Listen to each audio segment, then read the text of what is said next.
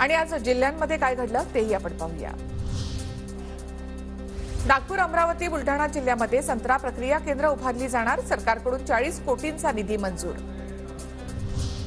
गड किल्ल्यांवर नवीन वर्ष साजरं करायला बंदी, वन विभागाचे आदेश, टेकड्या, वनक्षेत्र, अभयारण्यामध्ये तंबू टाकून पार्टी करण्यावर देखील बंदी।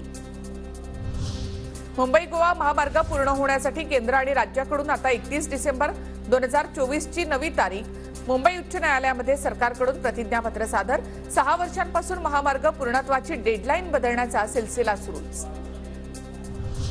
बुलढाण्यामधील कोविड रुग्णालयामध्ये दारूची पार्टी, सिगारेटची पाकिटं आणि पत्तेही सापडले। रुग्णालयामधल्या काही खोल्यांमध्ये शिकाऊ डॉक्टरांचं देखील वास्तव्य। लसणाची आवक कमी, त्यामुळे नंदुरबार बाजार समितीमध्ये लसणाला तब्बल 500 रुपये किलोचा भाव, उत्पन्न वाढल्यानं शेतकऱ्यांना देखील दिलासा।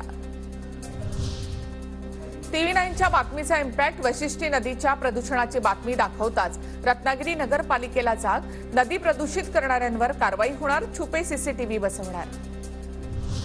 पिंपरी चिंचवडमध्ये अथक प्रयत्नानंतर बिबट्या जेरबंद, आज पहाटे 5:30च्या सुमारास चिखलीजवळ सीसीटीव्हीमध्ये बिबट्या दिसल्यामुळे स्थानिकांमध्ये दहशत, वनविभाग आणि पोलिसांनी बिबट्याला जेरबंद केलं।